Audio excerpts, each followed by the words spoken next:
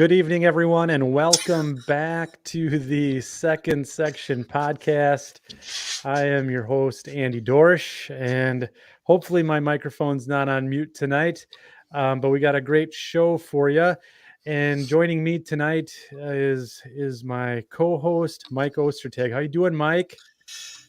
Good. This is going to be an interesting one. This is going to be a fun show, I think. It's just the two of us by design.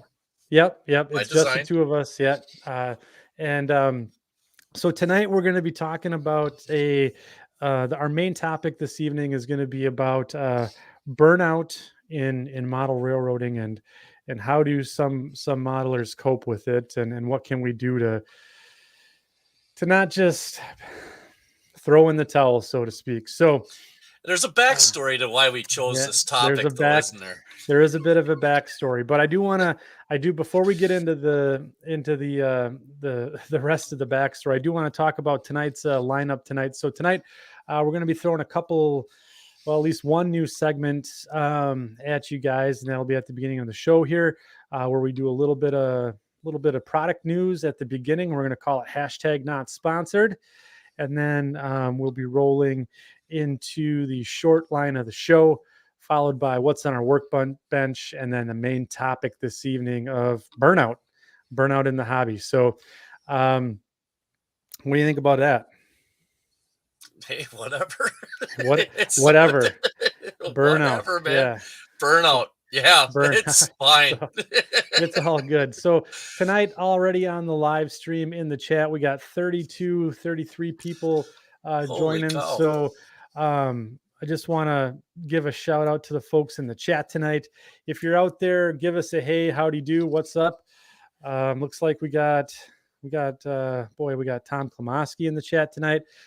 CNW Mondovi line is here. Joe DeLusso, Dan's Model Railroading Journey. Dodo One Ops is here. Mark Stafford. Good evening. How you doing? There we go. Getting those people up on camera. Quite a few folks out there tonight. Some new people that I don't recognize right off. I see welcome to everybody, all the new guys and new modelers and stuff like that. So we got Mike Shanky, Otter Creek and Rio Grande. Justin is out there. Hello, Justin. Thanks for joining us tonight. I can't pronounce that one.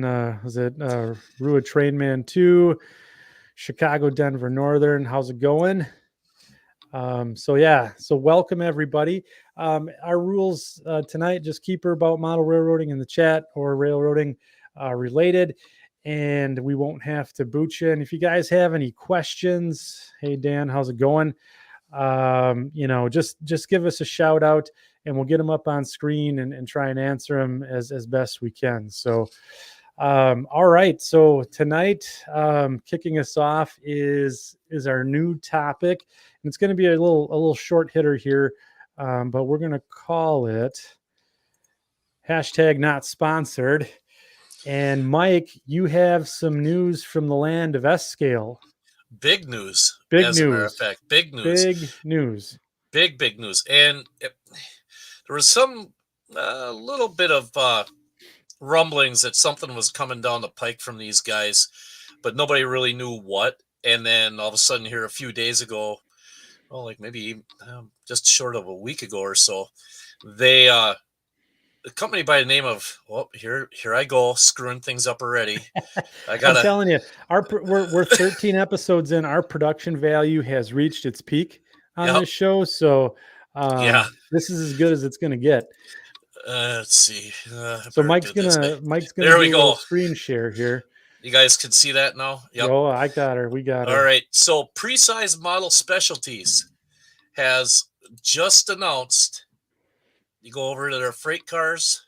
They have, by the way, before I do this, these Greenville gondolas, they've got those are gorgeous. These composite guns, they do a lot of castings, like resin casting cars, things of that nature. But they have just announced 63-foot or 64-foot bulkhead flats, Thrall Opera style center beam bulkhead flats. This is huge. This is a car that is desperately needed in our scale. In S scale. In S scale, yeah. These guys don't mess around. The quality of these kits they're going to be amazing. I already know that his initial run is sold out, but he is accepting orders. He's in the process of getting more parts in order to create more kits. And as soon as he gets the parts that he needs to create the kits, this is not a limited run thing. From what I understand, this is a regular stock type item. So this is going to be this is a big deal in our scale. Okay. Now, do these come pre-painted? No, they do not. They are a true kit. They are an undecorated kit, but they do include the decals. Okay. But they do not include trucks or couplers. Okay. So it's going to be up to the modeler to put the proper trucks on, the proper couplers on, and the railroads that they have. I've got a little something to say about this. All right. But I wouldn't expect anything else. Yeah. But they've got Milwaukee Road, Burlington Northern, Union Pacific. Yep. And then those are the cars that were pretty much built in the early 70s or like mid 70s, late 70s, like 77 to 80, 81 ish area. Yep. Then the TTX cars were built right around I want to say they were like right around 83 or 84 is when they started coming out with those. Yes. The British Columbia Railway ones, I want one of these really bad. Yeah. They did a great job on adapting the decals. That's all I'm going to say about it. Okay. It is. I'm actually going to buy one. Yeah. But it's Can you click on one of those models? Do they give a bigger picture there? They're all Burlington. He did all BN. Okay, ones. so he did all BN. Okay, yeah, this is what I want to bring up on screen. So right here. So for those who are going to catch us up on the replay here, so you got your 63-foot center beam flat with the divider in the middle, and those are what they call the opera windows, right, Mike? Yeah, and this one is designed after the Thrall version, the early Thrall version. So it has 12 windows in it. Okay. There are other versions out there that have 11. Yeah. Or like 13. And the one with 13 is a slightly longer car. I believe that's a 73-foot car. So it all depends on what you're trying to model. These are actually for the earliest versions of this car when they first came out. Yeah. So that's why there's a 12 window center beam on there. So if you're an S scale or you want to try to build an S scale kit, get one of these. You won't be disappointed. I swear by Precise. They are a top-notch company. And they are hashtag not sponsored. Hashtag not sponsored. Yeah. Well, and if anybody has questions on it, just hit me up in Messenger or something like that away from the show. So just hit me up and I'll do the best I can to answer any questions. We have one right now. So Joe DeLusso says, so what do you use for the load? Balsa wood comes to mind, maybe? You could use balsa. There's a website. Boy, am I ever unprepared. There's a website out there that you can actually download. Well, you can actually download the lumber wrappers from certain eras. And so you could just print those out. They're all HO scale, but if you increase the size, you can make them into S. Sure. But they're actually on the files are actually HO. And so you could actually wrap little pieces like little blocks and make whatever block wrap loads out of it. Yeah, basically like a bundle of lumber with the tarp with the branding on it. Yeah. Right? Yeah. As a matter of fact, I know I'm kind of going to do this a little on the fly here. Okay, so we're going to We're seeing Google again, not a sponsor. Hashtag Google not is sponsor. not a sponsor, but Google is not a sponsor. But here so it we do have is. a This Oh, is the there you go. website for lumber loads. Algoma There you go. Central in HO scale. And if you go down here and read a little bit, it says printable graphics. Okay. You come right down here, and you can get all of these here. They have era dates on the side. Okay. So if you were looking for, though, let's say something, let's just say the Twin Rivers one. Oh, there's what it would look like. And then you can print that out and you can upscale print it this for up, us. upscale it up, Yep. do whatever you need to, and then off you go. Yep. Okay. So that's a good, I'll have to take a note here to grab that for the show notes. Yeah. That website. So it's called Algoma Central. Algoma Central. I'll send you the link. He'll send you the link. Hey, I'm telling you, it's just like a real good. I mean, they're good looking loads. If you could see them, how they have them banded up on their lumber cars there. Those are HO scale. These are HO. Yeah. So I mean, it's not like Yeah. you can't do it in other scales. And they have era dates on the side of the wrapper too, when on the file, so that you can, if you're modeling like the early 90s, you can find era specific wrappers for those, for that time period. Sure. So Sure. you know, yeah, it's really a handy little file. So that's my big news. That's huge it. news. That's huge news for so we've been saying for a while now that there hasn't been too much in the way of like modern S scale equipment coming out, and this is fairly modern in terms of S scale, so this is huge. To have a really, not only it's a unique car, but it's around the Midwest. You see them everywhere, right? Especially northern Midwest. So there is a question here from, it's going to be Rue Trainman 2, and I'm going to butcher that all night. But he says, are there even S-scale modern 1980 to 2000 locomotives to use with these cars? I'm not familiar with S-scale. Sorry. So let's not make it all about S. No, let's give them the cliff notes here. But what's out there today? They make GP9s and GP35s, and there are a U30C and SD60s out there, and then some really modern, I think ES4444s or whatever they are. I can't remember what the new GEs are numbered anymore, but there is a handful of new stuff. But the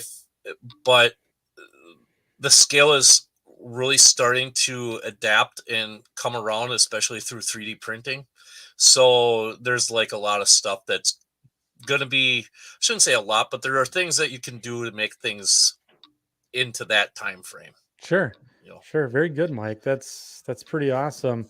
So the couple things that I'll bring to the table for hashtag not sponsored tonight to keep the show moving along, so we can get right to the main topic tonight. But I did notice that Rapido, and again, they're not a sponsor of the podcast. I know we've talked about them quite a bit, but Rapido just recently had a couple of very interesting releases that I thought were pretty cool. So I'll see if I can't work some technology here and do a little screen share, and we'll do a Chrome tab here. And so these are the I should be able to see that. Those are cool looking box yes, cars. The Pacific Car and Foundry B70, so, the B70 and 69 box cars for Southern Pacific. So this is and also Cotton Belt or SSW had quite a few of these as well, and I know that they were also for Golden West Service. They had quite a few of these cars as well. This is very close to the model that it's the folks in. I have one of them, the Cannon and Company cars. Oh, okay. Yeah, that it's very, very close to one of the Cannon and Company releases. But again, another interesting take on the 50-foot double door box car. And these are, I mean, these were great for, I think they're used in lumber service and furniture and those types of things. You could find them on any layout. And they were, I think there's still even a few of them floating around today. So, They're using cotton.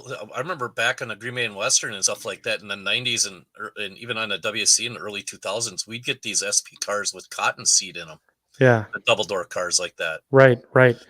And you can see here they got, the classic Rapido details and, all of the tooling that comes with them. But it's just, I mean, the cotton belt and the SP of the B70 box cars. I always thought it was a really cool car. So, yeah, I look forward to getting a couple of these to have run around on the layout. And then the other thing from Rapido that was recently released was the Canadian piggyback flat cars, and I know that those are going to be those are pretty cool as well. So That's going to break a lot of people's banks, I think. yeah. So I'll bring those up real quick for those who didn't catch what Rapido brought out were these Canadian piggyback flat cars, and I know a handful of Sioux Line modelers were kind of interested in some of these, but just again a good, a very popular car for the 60s, 70s, and 80s that was essentially the backbone of the piggyback fleet. So just kind of cool looking cars that they had, different takes on them, and again they're coming out here pretty soon. So those are yeah, pretty slick. Yeah, Canadian National, CP, and then undecorated as well. So that's going to be a pretty cool release from Rapido. So again, hashtag not sponsored. I know Rapido doesn't give us any money to show their products on our show, but I gotta say these things kind of stood out over the last, I don't know, couple of weeks here in terms of model releases. So yeah, it's really cool. There's new stuff coming out all the time, and it's really exciting. So we want to share that with you guys. So it's kind of neat. It's kind of neat how a lot of some of these manufacturers are starting to turn away from like doing the higher dollar locomotives and stuff and getting into really nice quality freight cars again. Yeah. For a while there was like a big rush of locomotives, and then now we're starting to see freight cars coming out, and that's you need something to pull. Yeah, you got it. Yeah, right. I mean, I got 34 engines on my layout and only 6 cars, so right. Yeah, and then Joe DeLusso makes the comment and says, "Don't forget the trailers too, Andy." That's right. So I'll bring that up. They're going to be releasing the vans that go with those piggyback cars as well. So, and then it's going to be some cool releases from Rapido coming out here soon. So I think just a note for all you guys in the section crew, if you want to bring up a manufacturer that we may not have heard of to bring up on hashtag not sponsored, by all means send us a link on our Facebook page. So that's live stream. Sexy live stream. Second Section podcast over there in Facebook group. Just request access, we'll get you added, and then go ahead and share maybe a couple of vendors or manufacturers that are out there that you guys want to maybe have us take a look at and possibly get something on the show there. So so there is a question from Happy Valley Hobbies here. Who does sponsor you? We have no sponsors here on Second Section, and we aim to keep it that way for the time being. So that way we can give you the honest truth about what our thoughts are, and not have to essentially pay anything back to any sponsors from manufacturers or other vendors. So Yeah, we can be completely objective with everything that we right, have with all right. reviews and stuff like that way. So Yep. And then just a note here for Are You a Train Man Too? Now that I got that right, have you guys seen the Rapido Chevy vehicles yet? They're pretty nice too. Yes. That Woody oh, station wagon is that I'm going to be buying one of those because that is you a need 10 really of them. cool. Yeah, it's a real cool vehicle, and they're still tooling around northern Wisconsin these days. So they'll be awesome to have on the layout here. So yes, so that's going to do it for hashtag not sponsored tonight. And it's going to bring us to our next segment here.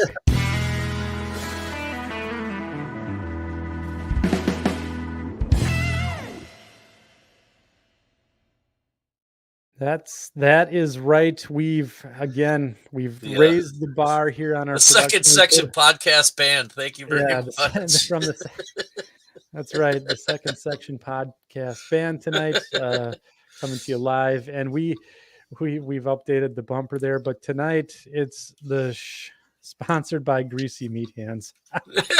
So the short line of the show tonight is sponsored by Greasy Meat Hands. That's right. When you're over at your buddy's house running trains, there's no other way to treat their rolling stock and equipment other than with some Greasy Meat Hands. Get your Greasy Meat Hands, $19.95, anywhere that you can buy your rolling stock and locomotives. So look out for the Potato greasy. chips not included. Yeah, potato chips, and loose meat sandwiches not included. So yeah, Mike, short What? line of the show. All right, we're in Florida. We're in We're down in Florida. sunny Florida now that we've hit Yep. May. Yep. Okay, so Justin, don't get too excited. Yeah, we'll bring the bar back down. Yeah, the bar's coming back down. Don't worry, buddy. All right, so Florida's interesting, right? I mean, it's got a lot of railroads in it. It does. Florida East Coast, CSX are probably the two big name ones. It has several different short lines, but almost every one of them is associated somehow with one of the big, which is getting more and more, is associated with one of the big, like, rail holding places, like, Sure. Genesee, Wyoming, Pioneer Rail, stuff like that. So I kind of stumbled across this, and apparently it had been the first time I had actually heard of this railroad, but this is a really popular, very familiar railroad to go and rail fan. Really? I guess so. From what I've been reading is like, I must have been living under a rock someplace because I had never heard of it. But the South, see, now you got me doing it. Yeah. South Central Florida Express Incorporated. The South. Yeah, Central that rolls right off Florida the tongue. Express. Yeah, Yes. rolls right off the tongue. Okay, so here's the thing with this. It's a railroad that it's owned by U.S. Sugar. It's the only railroad in the United States that hauls sugarcane by rail. Really? Absolutely, and they have they have sugarcane fields down in Florida, and this railroad basically runs between them and brings all the stuff to the manufacturing plant. Mini Prince with the sweet there. Gotta derail you there, Mike, for that. What happened? That's a great dad joke there. Sweet. What happened? Cane, nothing. Sugar. It flew past you. It flew past you. I'm trying to. What? Yeah, what? Yeah, this is riveting radio. So, is this a screen share moment, Mike? Are we getting to that point of the show? There we go. Yeah, yes. I'm gonna have to. Never mind. Just hold on. Yep. There. You got it figured out. I got it. I got her. So it's 171 miles, and it connects with both the CSX on the west end of the line. And there's a neat little map right here. It's kind of Yeah. weird looking, but on the east side of the line, on the east end of the railroad, it connects with the Florida East Coast, and on the Okay. west end of the railroad, it connects with the CSX. Okay.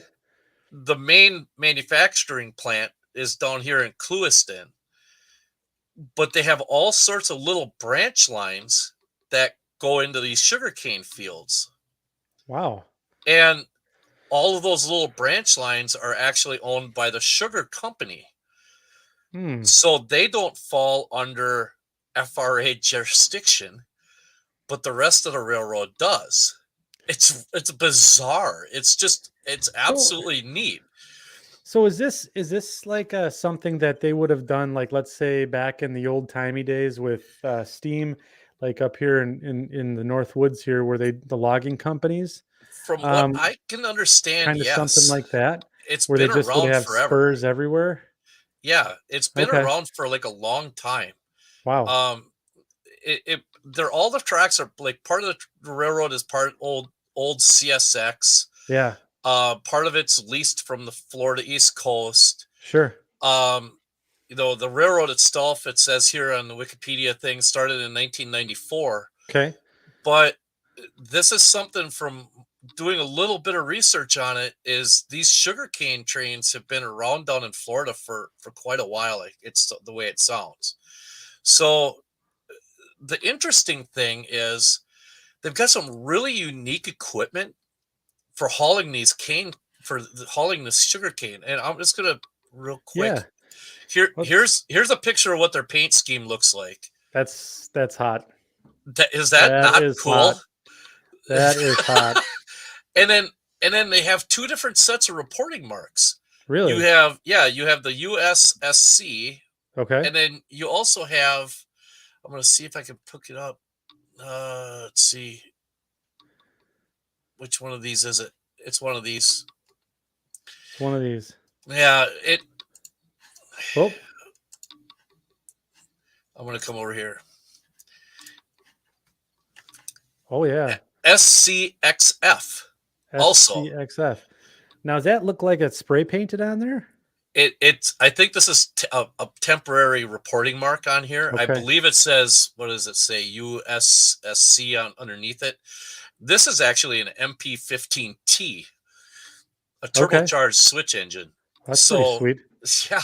So for the folks catching the audio replay here, so you guys get an idea. So we have basically it's a light gray, almost like an L&N gray, from what I can understand here, with almost for the basically on the hood you got basically the cigar band around the top, and then a center stripe in the middle of that breaks up the gray from the top and the bottom, which is almost it's even yellow, brighter maybe? than it's almost brighter than UP yellow. Yeah, It almost looks like old C&W. Oh, good call. Yeah, like old C&W, like Real the good new. call. Yeah. So, but it's almost like C&W yellow there. Stephen N comes in and says YouTube channel Distance Signal has a really good video about this railroad. Yeah, and I found a different. I'll show a video here in a second, Sure. a real short one or part of one. It's got a little narration in it, but the cool thing is they've got their own, like some of their own box cars. Yeah, that's an They're old old. Florida East Coast box Yeah, car, right? right. So Yeah. for anybody out there who's thinking about maybe freelancing their own railroad, this railroad itself has gone to that extent to where it looks like it could be a freelance railroad. Yeah, for sure. But it's real.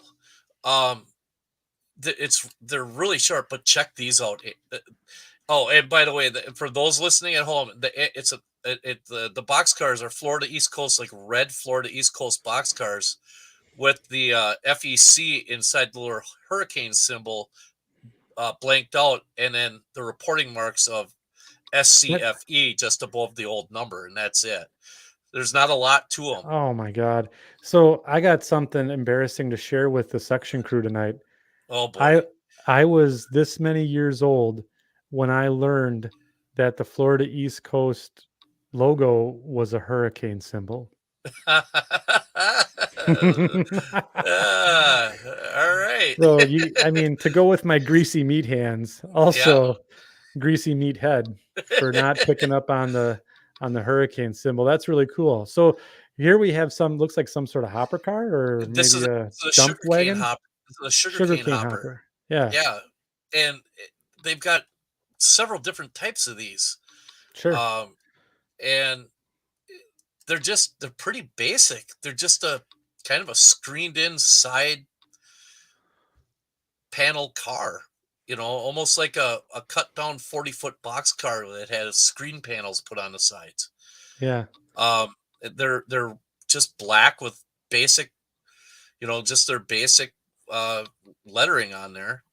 And since these are in pretty much the way it sounds is like these are in captive service, Right.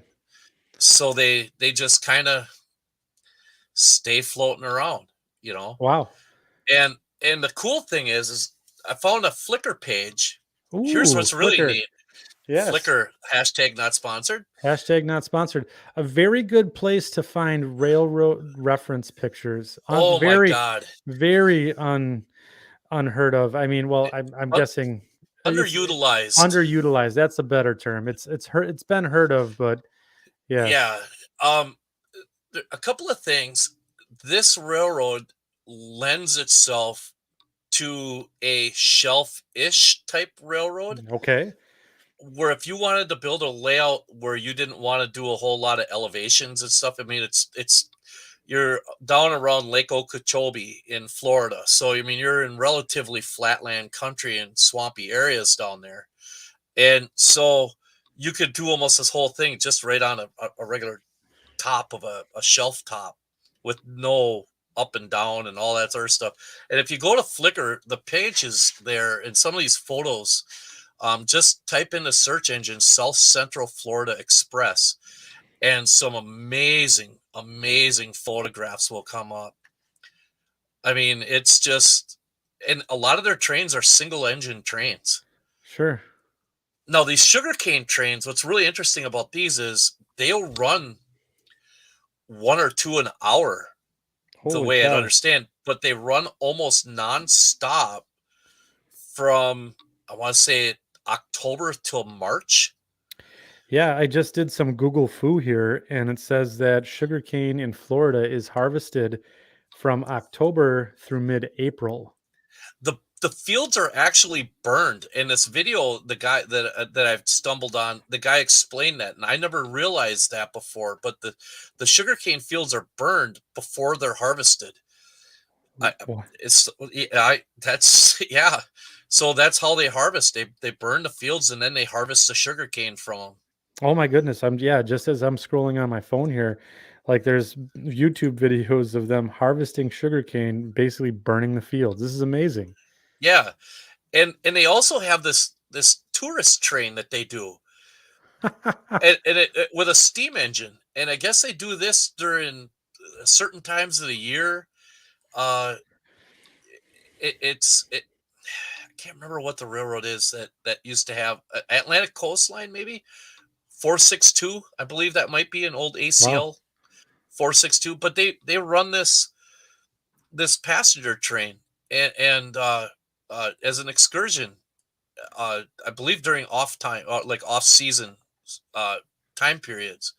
So the best time to go down and check this railroad out is like between October and March, because another little bit of research said the railroad isn't very active once the harvest is done. It's not as active as what Sure. it would be during the harvest, but they still get covered hoppers and tank cars full of chemicals in for the sugar making process, and they ship sugar out in both directions, which I found very interesting. So if things needed to go west, they shipped it to the CSX on the west end of the system. If they want Sure. their cars to go east, they send it over to the FEC, the Florida East Coast, and they send it to the East Coast that way.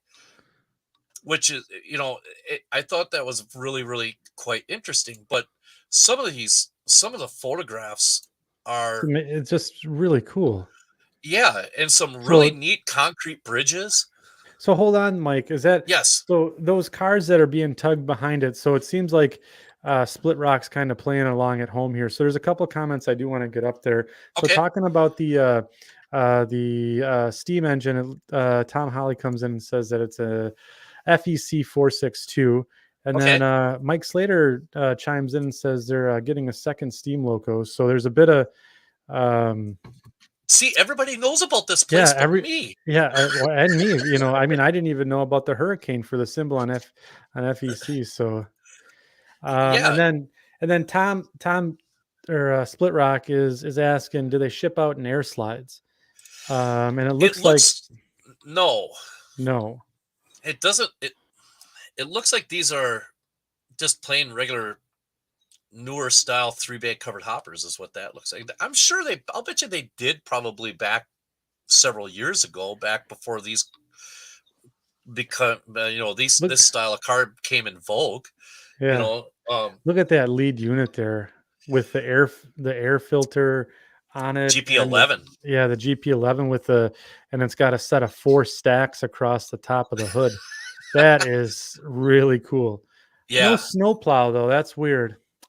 it is. You know what I can't remember. I can't remember the last time they needed one in Florida. Yeah, Uh, yeah, but I mean, what a kind of a really super cool looking. yeah. That is There's a no real engine that paint scheme doesn't look good on. I mean, it no. just That gray and yellow. It's nice. yeah. I mean, some of the pictures that people Very have taken, picturesque. Yeah, absolutely for being out in the middle of the. I think that's another little excursion or something going on. Some FEC stuff. They're I don't think it's Lake Placid, New York. There's a Lake Placid, Florida. Didn't know that. this is. I mean, not only are we getting to enjoy some trains here on the second section, but we're also getting a geography and agricultural lesson too while we're at it. So this is. I mean, you guys are getting all this infotainment here. It's Right. the best that money can buy. All right. Now here this is gonna fail miserably. It's gonna fail. Yep. I'm just gonna kind of scroll. Oh, here we go. Scroll. That's a new word. Scroll. Yeah. This guy kind of talks through his videos a little bit.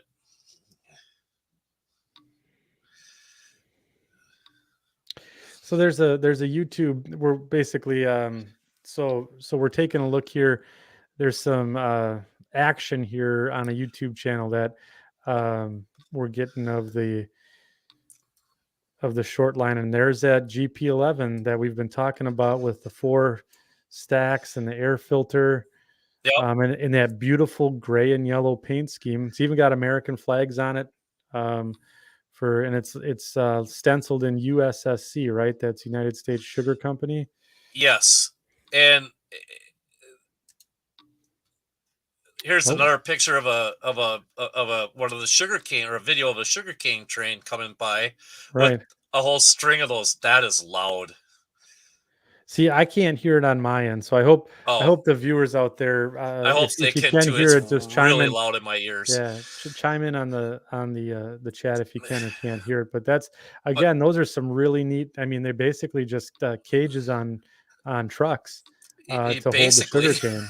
I mean, yeah, you wouldn't expect it to be that heavy, right? So it's Apparently it is. Apparently it's very, very. Now here's a GP40 that they have carrying a bunch of loaded cars instead of empties. Oh yeah, and again in that gray and yellow paint scheme. So in the gray and yellow scheme, and it's just what a cool railroad, yeah. So that can you? So for the folks out there, could you guys hear us narrating over the top of the video? No sound. Mark Stafford says no sound, no sound, no sound, no sound. Yeah, No, so just here, blah, just blah, let us blah, know yada, yada. The video is muted. Okay. Yeah. Learning times, learning things. High It was the first high production stuff. We're that's okay. You guys, it was a train horn. You probably heard more than one, and they had a bell on. So just so I think there's so this is interesting that's coming back in here. Some more of the comments. So thanks, yeah, Mike. I saw Mike Sitter. Unfortunately, Yeah. we could hear. Yeah. All right. So Split Rock comes in and says, I like that lift bridge. Could be a signature scene for a shelf layout. Absolutely could be a signature scene for a shelf layout. I think that's really cool. I also like the era diversity in the equipment.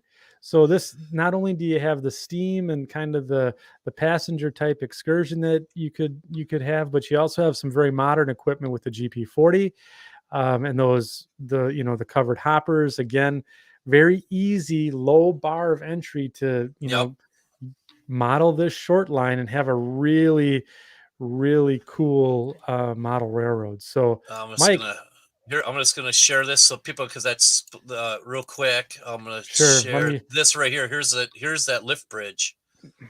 There you go. So zoom out, pull back. There you go. Lift bridges are always kind of cool.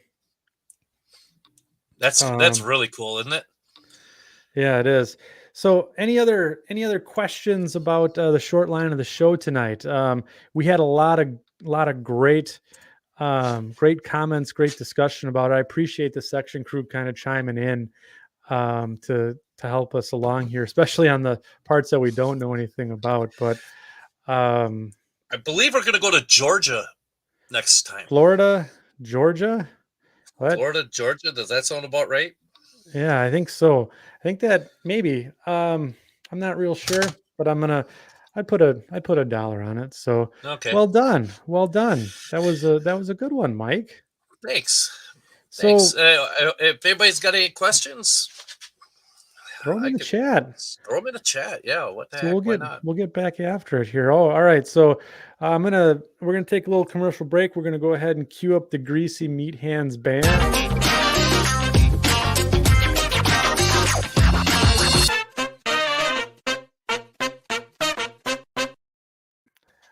Funky. So we are bringing in the What's on Your Workbench, and tonight we asked the section crew out there to go ahead and post out on our Facebook group and in the Second Section Podcast Facebook group of what's on your workbench. So we're going to go up, bring those up. So a lot of people have responded, and we are. Should I start? Yeah, you should start while I do some hashtag what's not prepared. What's on my workbench is a bottle of Super Clean. Thanks to William Sampson and the boys over at the Twin Cities Division Crossing Gate podcast. They mentioned that in their latest podcast. They mentioned this, found it at Walmart. The purpose of this is to help take lettering off of already painted or already decaled models. Yeah. So it's that's what's on my workbench. I'm looking forward to trying to get my hands in and use that stuff. It'll be interesting to see if it works as well as William says it does. Yeah, that's going to be interesting because I hope it does, because then I'm going to go and buy some as well. So this morning I put out before the show what's on our workbench. So on the workbench for me this week is so kind of getting back into doing a little bit of modeling. So I have an ICC bay window caboose that it's an old Walthers kit that I am redoing from a couple of pictures here, Chicago Northwestern, and then I'm putting a full interior in on it as well. And I'm just using evergreen styrene. So, essentially you can see putting the closets in. I did the wood grain finish just by using paint. And then I kind of worn the floor down too. So we'll have a light in there and some good stuff. But again, with the closet there and some benches, I'll put some seats in. I've been working on that. That looks nice so far. It's not bad. And again, it's been long time coming. So yeah, so that's what was on my workbench this week, and it kind of got the juices flowing again. So hopefully, I'm going to do a quick refresh here, just make sure we get all of the comments in from the folks on what's on your workbench. We got 50 comments to go through here tonight. So Perfect. yeah, it's going to be a gym Yeah. dandy. So let's take a look. I'll start from the top. So Alex Mantle comes in with a Proto 2000 SW1200 repowered with a Kato motor, Loke sound decoder, scale sound system, speakers, and a keep alive. Holy cow, that is a Wow. ton of stuff to pack into an SW1200. Well done. So I have an And he kept SW. the weight in the nose. Yeah, Wow. Nicely done, dude. really well done there. And I'm going to probably steal this I have a SW1200 that somebody gave me, Proto 2000, that needs to be redone. I'd So be interested to see if you had to modify the motor cradle for on that unit in order yeah, to get to get the Kato one to fit instead of the Proto 2000 one that was in there. yes. Eric Hall chimes in tonight. I don't think he's able to join us, but it looks like he's got a model there, a little N scale deal, a couple of NCE controllers, and some tape. So it looks like he's going to be getting going on a project here pretty quick. Very tidy workbench. Way too Way organized. too organized. Dan Pugach, he's sharing some of the hauls that he had from the train show. DPM kit, 3D printed detail parts, vehicles. Look at that bus. That That bus bus is is pretty cool. cool. That old roadway truck is pretty nice too. Oh yeah. Yeah, I like that. And then the beautiful DPM building there, and yeah, Those nice little DPM, haul. those bulk packs, those are so versatile. Yeah, You could do almost anything you need to them. yeah, that was a nice little haul you got there, Dan. Well done. Okay, let's see here. Oh, Paul Bukowski. This Yeah. pretty Yeah. ladies here all in a row. S scale. I'm gonna guess they're ACF 2-bay covered hoppers. Yeah, they were Yeah, 3 bays. yeah. He cut down 3 bays to make 2 bays. Did he? Yeah, and they are amazing. He did such a good job on Yeah. those. Nice job, Uh, Paul. he's going to be making a few more too. Looks like we So, still got a few more reporting marks and decals to add, but yeah, who's counting, right? yeah, right. Them darn rivet counters. Yeah, no kidding, right? Them darn rivet counters. Okay, we got Paul August here. This is Mondovi, the Mondovi Wow. Depot. This is really nice for the Mondovi. That almost looks like Monster Model Works. That that brick. that stone Yeah. brick that he'd had. That it probably isn't, but I mean, it almost looks Cool the same. scene. This is really cool scene, and this depot, it's kind of an iconic thing for the Chicago Northwestern. Yeah. Their standard depots were, basically clapboard siding, and this is stone. So this is really cool. Is Mondovi based around the number 2? Is it still the same style, just made out of stone? So it says here. So we got a couple of comments here. Said that the walls are Chooch and the platform is Monster. Oh, okay, gotcha. Okay, really Yeah. cool. That's really cool. Yeah, that is really, really nice. Yeah, that is pretty slick. Here's another shot of it on the other side with the tires and the details. And look at this. This is good. This is really good. Yes, that's really cool. I hope that some of my depot scenes kind of turn out like that, with the old pallets of junk just laying around them. That's very good. Well done. Well done, Paul. Here's another shot. Nice. Oh man. So Justin Hendrickson, he's going to have to start another project before tonight. We'll get after it there, Justin. Liam Hoffman, NBN 62 is starting to take shape here. Hey. It's looking pretty good. We got some nice spark arresters on the top there. Looks like we added the brass horn. Isn't that the engine for the short line of the show? Yeah, I think it is. Yeah. Yeah, looking very good. Yeah. We won't queue up the band on that one again. No, they're on break anyway. Bob Welke getting some modeling done on his layout here. Looks like he's adding some finishing the backdrops here on his Wisconsin and Upper Michigan Freelance Railroad, or as known as the Railroad of Lies. Yep. And both Mike and I have had the opportunity to operate on Robert's layout, and that is a hoot and a half. So if you ever get invited, take him up on it. Yeah. That's for sure. All right. Let's see here, Darren Umloft. So this is what's going on in his workbench. A shot of my away workbench. So I'm guessing Darren must have quite a bit of work doing some modeling on his daytime job as well. So, but yeah, it looks like we got quite a bit of stuff going on here. A lot of paint, a lot of glue out there. A couple cars looking like they're in the works there. So yeah, keep it up, Darren.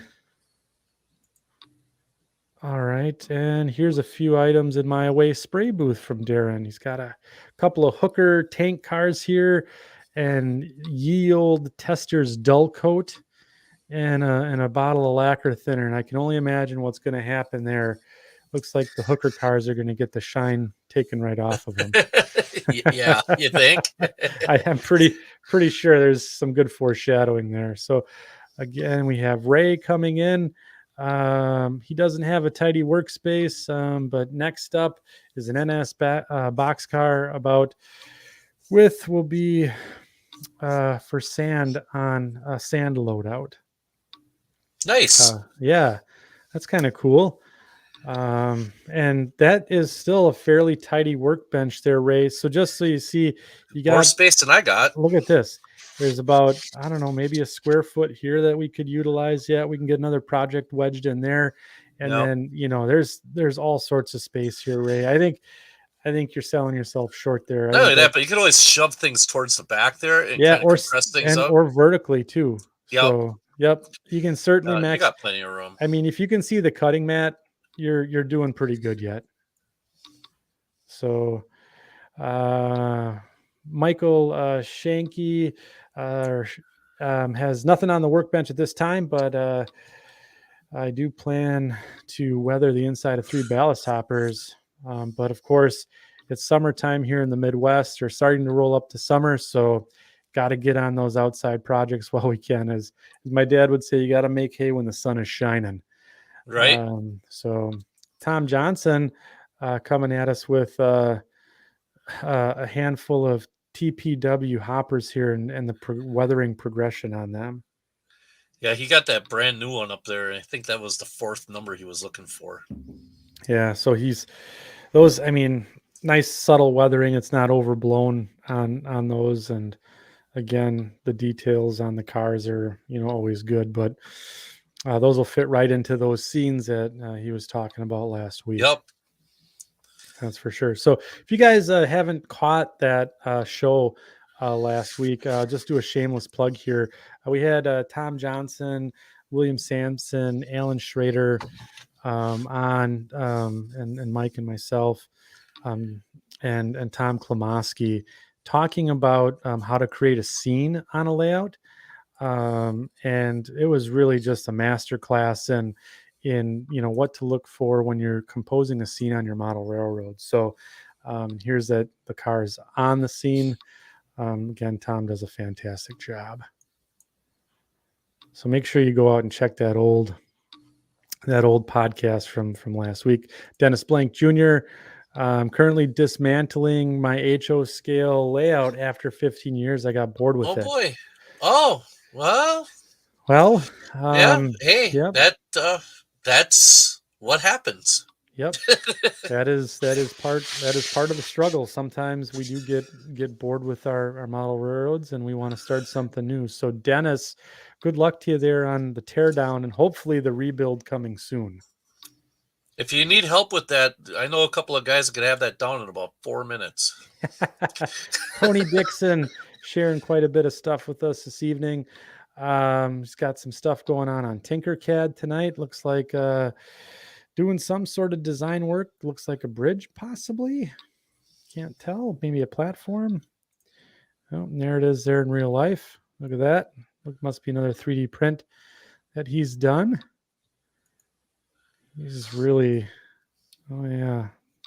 See, he's maximizing his workbench space here. I mean, Yeah. we're only down to square inches left. I mean, this is what you want to see. Another good job from Tony there. That's really looking nice. Good job there on the Tinkercad to 3D. Commercial catway walk for a grain handling system is what he was building there. Yep. Ben Groyle coming in and says, hey, Andy, maybe some motivation for you to get some bench work done. A few masters ready to be cast for a certain bridge up north. So there's one of the scenes on the Mascoutin Valley is going to have a bridge modeled after the Kingsford Bridge in Michigan there, and Ben is helping me out with that. And it's going to be the signature scene on the layout. So Ben, I am Ben, so jealous that you're going to have that. Ben, if you're watching or listening, the bench work is for that section is actually done. So I'm going to continue on building here and staying with the Mascoutin Valley. So I am so jealous of you having that bridge. I love I can't wait bridge. to see it. I can't wait to see it. But man, it's really looking good there for some of the girders there for that structure. So looking forward to it. All right. And then, of course, I give the, oh, my God. All right. So Justin Hendrickson came back with a picture here on his upstairs workbench tonight.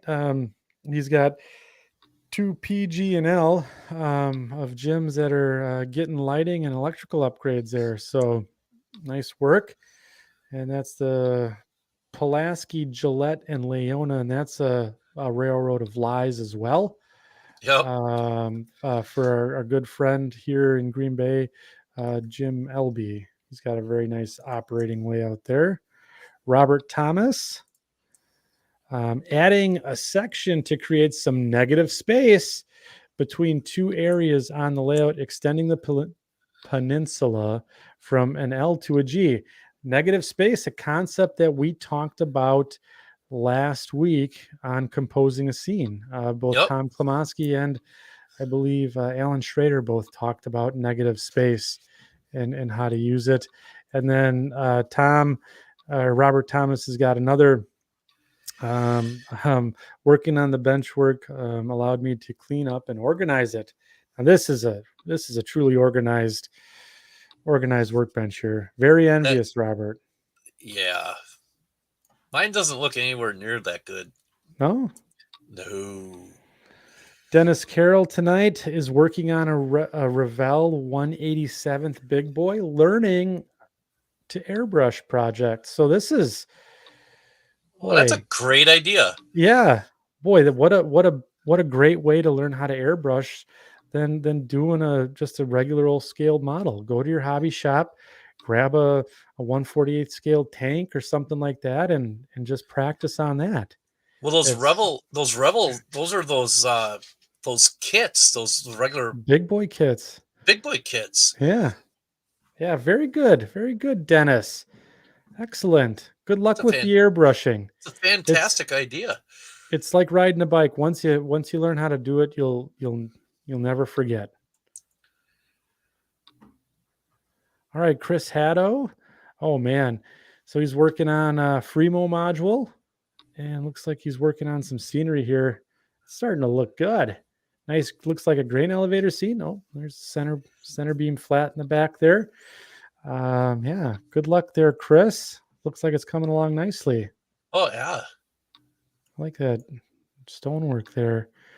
And David Winther just finished the Trains Inc. C&W wood caboose. Wow.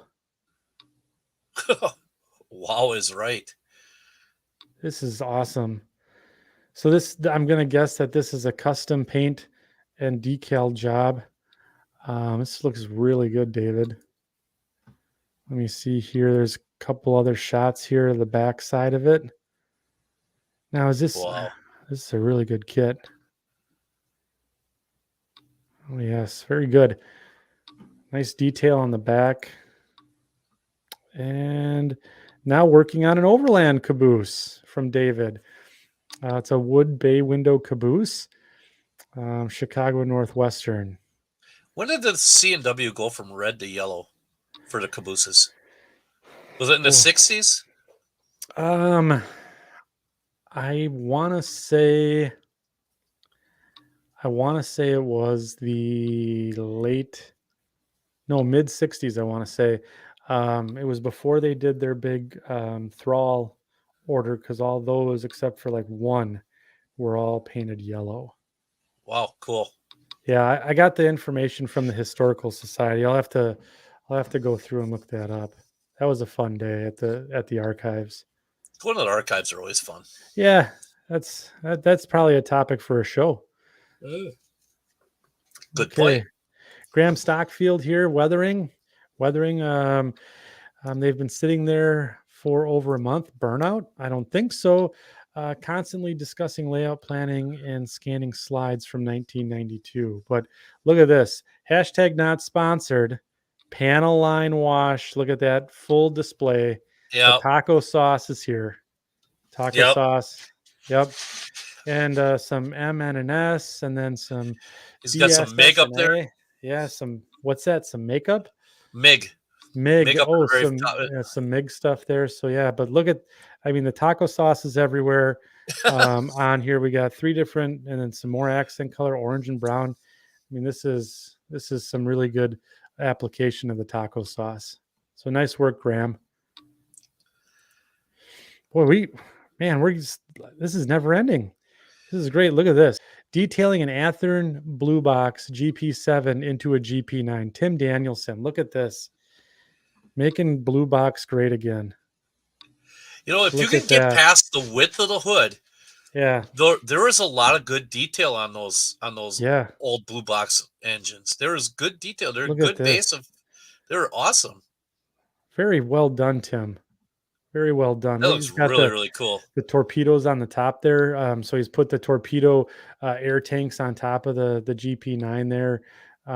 Looks like he's potentially added some horn and a steam generator in the front, and some nice handrail detail as well to make up for the old molded detail there. Well done. Well done.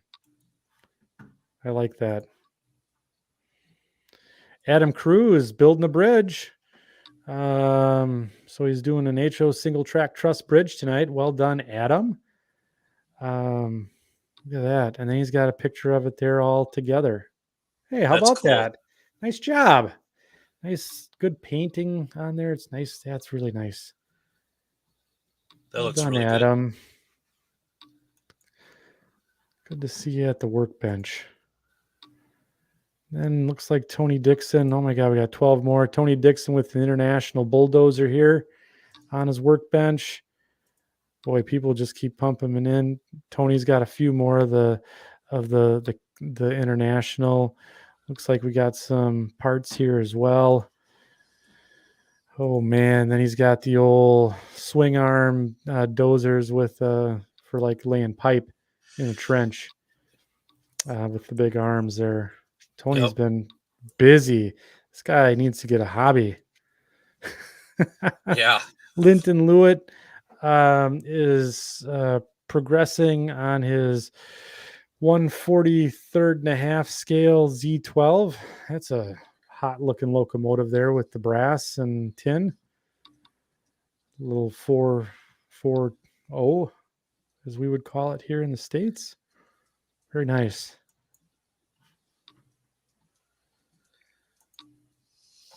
Wow. Really detailed. Looks like he's working on something else. Let's see. We got a couple more comments here. Eric Hall, this is what his workbench looked like last week. And Paul Kassar, joining us. That's a cool scene. Yeah, and then installation of the Scott Thornton derailleurs. So, Oh, cool. Yeah, well done. Hashtag not sponsored, by the way. Yeah. So that's going to take us through what's on the workbench. Quite a cornucopia of projects from the section crew this evening. So thank you everyone for bringing that in there. That was really good tonight. I mean, over 60 some comments. That is quite a bit. So again, thank you, section crew, sidewinders. That's what we're talking Yep. about there from Tony. Yep, the sidewinders. So well done, team. So I guess we got about, let's see here. So we've done Shortline of the show. We've done what's on our workbench. Hashtag not sponsored. So I guess it's time to get into our main topic for this evening. Yep. And so at second section podcast, how does one join the Discord? Not sure we have a Discord channel up there from Wigwag. And then Otter Creek's going to give us 10 points for use of the word cornucopia. So thank you. We'll take it. We'll take it tonight. So main discussion topic, we got 68 folks here. We're an hour in, 68 people in the chat. And we're talking about model railroad burnout. And I'm just going to quickly set up the discussion topic this evening. So myself, I am going through a bit of burnout, and I come down to the layout room here, and it's just been it's been rough. I come down, I'm uninspired. I look at the layout, and I'm just going, oh, there's so much to do. I just feel like I'm burned out, and I just don't want to do the hobby anymore. And it's been kind of almost painful at times to come down here and look at all this stuff and go, oh my God, I got so much to do. I got all these projects and boxes. I don't even know where to start. And I'm just kind of like, oh, this is it. I'm kind of done. And I'm not to the point where I'm just going to throw in the towel, and say, okay, that's it. We're tearing the trains down, throwing everything away, selling stuff, that type of thing. We're not there yet. But this has happened to me a handful of times now, with 3 different layouts, right? And I get to this stage of the game, and it's just yeah, I don't know. So I'm kind of burned out, so to speak. So well, we all go through that though, right? I mean, yep. A lot of it, I go through it. And I think a big part of it is as modelers, I think we're our own worst enemy. I mean, we're a giant a giant community of peers. And so it's always in the back of our mind, whether we want to believe it or not, that we want to be able to accomplish something and show it off. We want to be able to show our friends what we've done. And sometimes that, like you said, it gets, you go down there and you just look around and it's just like, no. Yeah. I don't want to do this right now. I just, and that's fine. It's fine. Like, I know you, I think a big way of being able to help curb those feelings is having a secondary hobby of some sort. Like, I know this time of the year, it's really important for you. You go fishing quite a bit. That's right. So fishing is more in the forefront than the trains, which is the way it should be. Myself, I actually do a lot of, I do bowling. I bowl quite a bit, and I was going to use this analogy. Our bowling season's 30 weeks long, right? Mm-hmm. I haven't picked up a bowling ball in a month because, here in another week or two, I'm going to start practicing again, starting to get ready for the next season, right? Yep. But 30 weeks, that's a long ass time. That's just long. Yeah. That's just a long, long time. Winter is a long time in the basement for modeling, and now that you're able to get outside and do those things, it you don't have to worry about the model. It'll be there when you come When you come back, right? when it rains. Yeah. Right. You Right. know, I guess that's kind of the way I look at it. Is my layout. I have a lot of cleaning to do, but I have a speeder I need to finally get going. Yeah. Right. Right. So I want to focus on that this summer and not so much my layout. And if it's raining outside, I'll go work on the layout or Sure. I'll do something else. But it's a great opportunity. Instead of thinking that you're burned out, you just have to flip the switch, flip the script, I guess you could say, and say, well, now I'm just going to go into research mode. I'm just going to kind of go fishing and, oh, hey, Yeah. Right. that looks cool over there. What's that? Oh, hey, I might be able to put that on my layout one of these days. Click. There's a picture of it.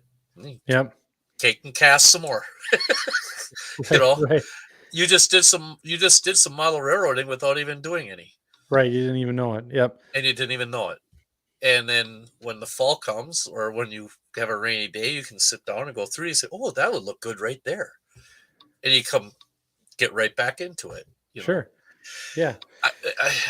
So I guess myself, it all depends on what you have to occupy or get the model railroad out of your head, because I think that's important to keep creativity alive. I think being burned out is actually a good thing. Think so. Okay.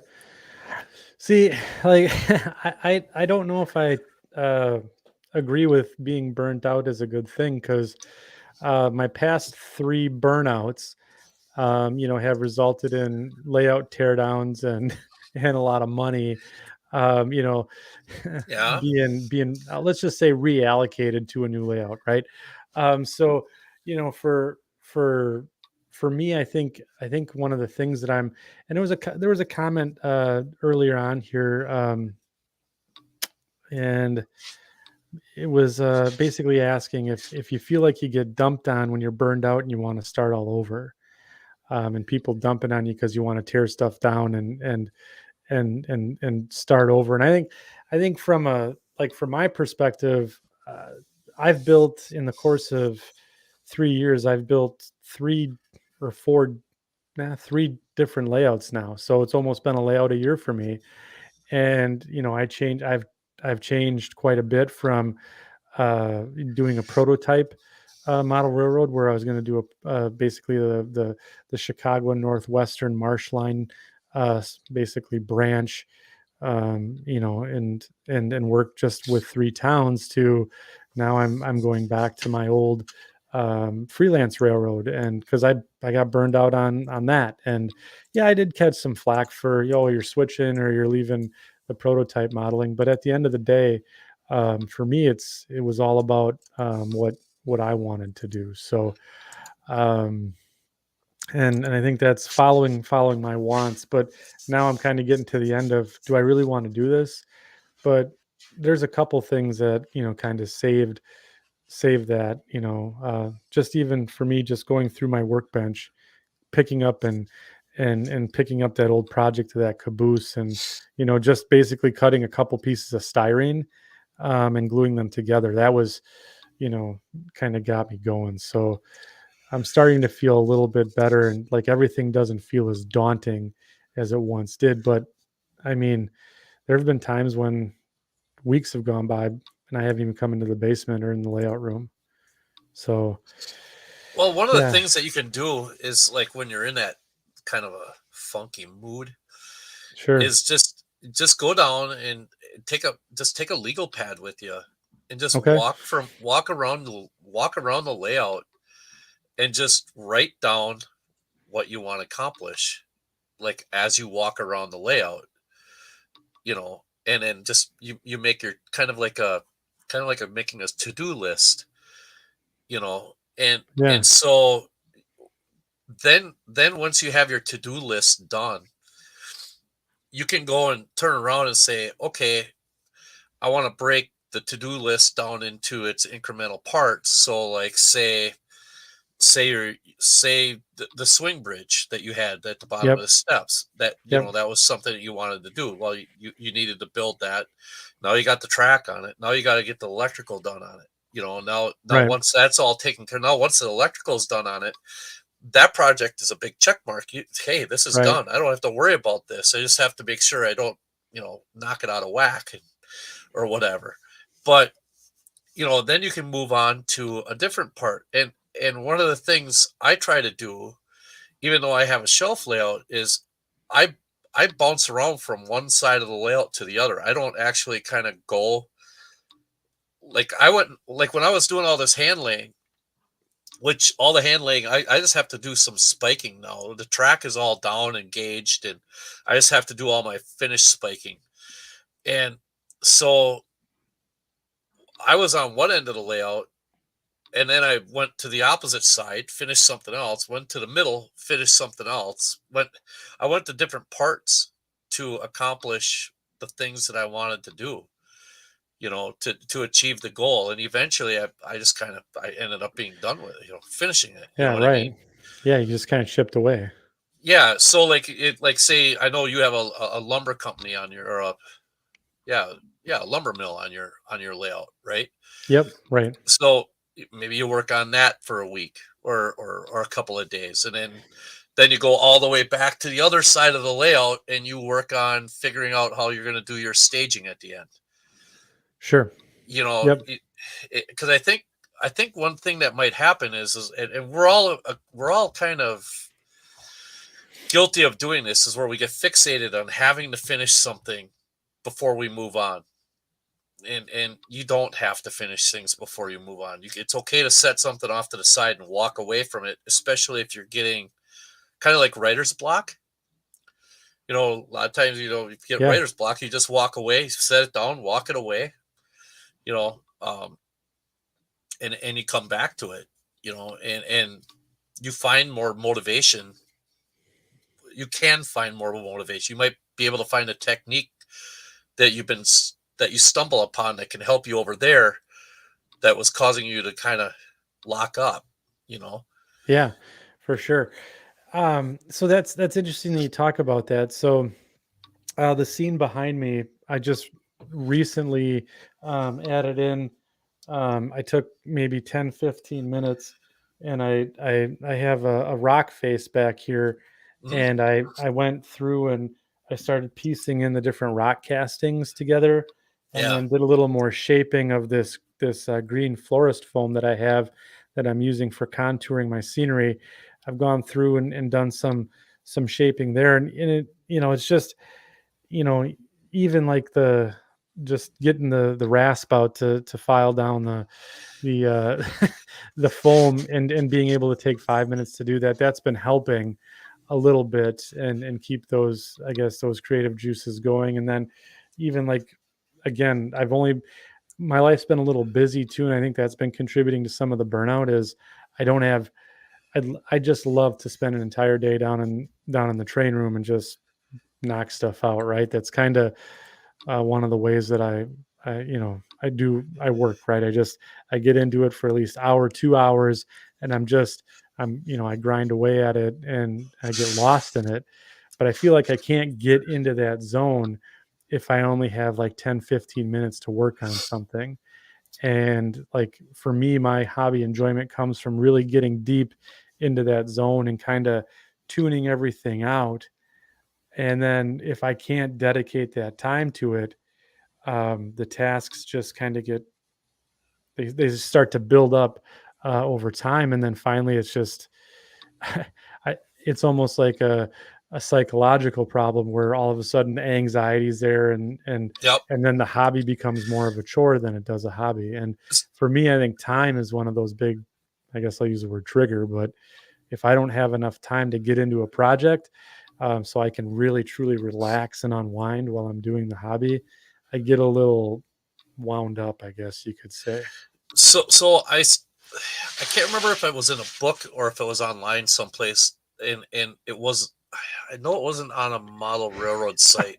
I was, what's So Boomer, we gotta show this comment. If you yeah. love model railroading, stop having an affair with other hobbies. Well, this is a really good this is a really good comment, and thank you, Yeah. Boomer, for saying that. And I just got a quick story I just want to share about that, because this is not the first time I've heard it. There was a time that I was in a bar, and it was just me and this other old guy, and we're sitting there, we're drinking a few beers, and all of a sudden, he talks to me and he started asking me about, what are my hobbies, and he talked about, well, I said, well, I have golf, I have woodworking, I have model trains, and then he goes, well, are you married? And I said, well, yeah, I am. And he goes, well, if you have a wife, then you can only have, you love that, and you can only love, one other hobby, because if you love more than those two things, you won't have time for any of them. And I thought that comment was spot on by Boomer, and it just kind of reminded me of that story of me and that old guy hanging out in a bar where he shared that little life lesson a while That's good. That's back. actually So good advice, yeah. really. Don't have too many hobbies, otherwise you'll be you'll be alone. Yeah. So Well so done. like the like what you were saying before is not being able to get into a project. Well, I guess one of the things you you could do is define what a project actually is. You know, everything has stages, right? Sure. Sure. So you have your major construction stage stuff, even when building kits, you have your major stuff, and then everything funnels down towards the end game, where the more minuscule, minute things are, oh, I want to place a garbage can here, or I want to do this or do that, and those kind of things. And sometimes a project all can be is, I wish I had them handy. I've got a whole bag full of 50-gallon drums that I want to paint up one of these days. I'm not anywhere near ready for them, but it's one of those things that I just want to do it. It's like Sure. a quick little thing where I could sit there and paint up a handful of those little drums, and and and be ready for have them ready for when I do need them. So I mean, I guess you could break down. And I saw a comment that burnout is like it is a lot of is caused by over analyzing things. Yes.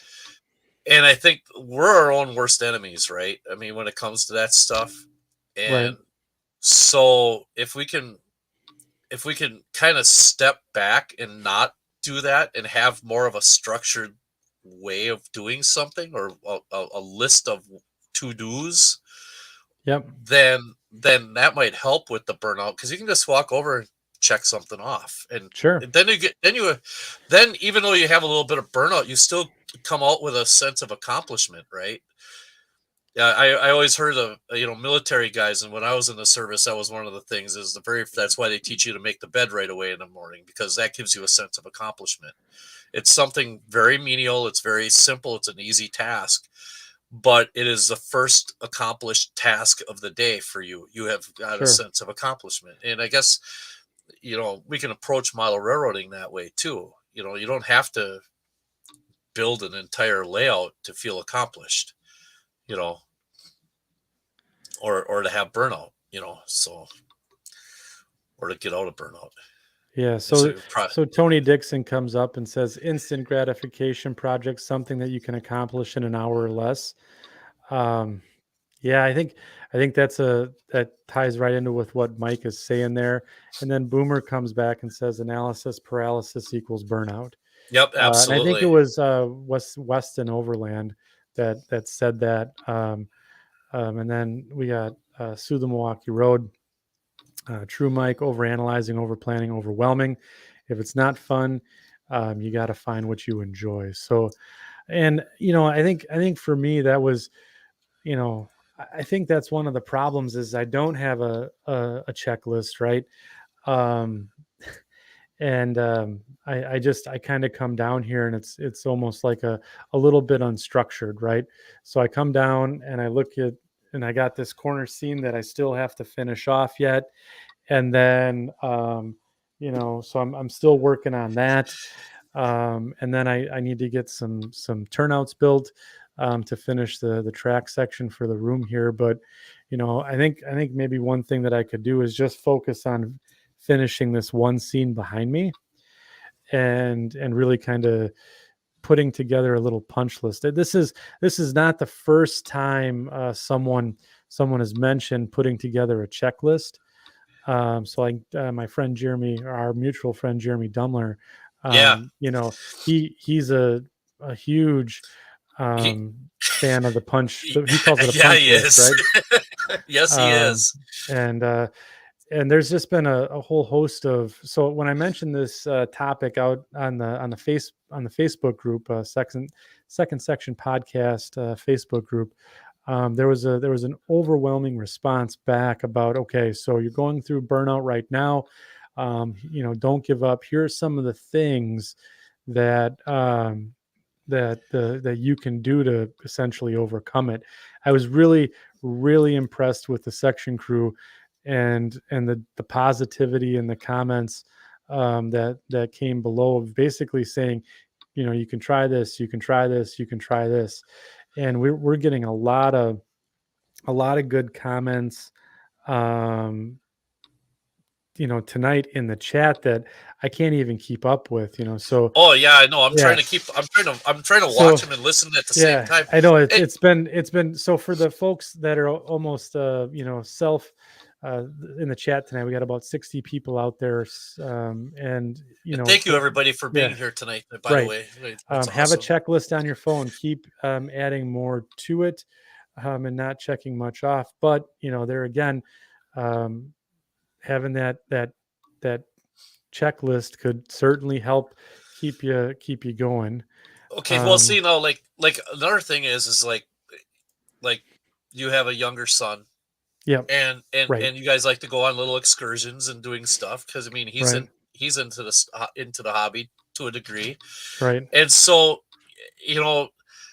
whenever you're out and about, all you have to do, model railroading doesn't mean working on the layout necessarily. I mean, you could be doing like just making casual observations about things while you're out doing other stuff, whether it's with him or with, even with the whole family being out or doing whatever, and then coming back and utilizing those or using those and I think taking a step away sometimes is really good to recharge the batteries and to just kind of, you need a break, right? Yeah. You need to take a break from things sometimes. And you're doing this for yourself first and foremost. You're building that layout for you. Right.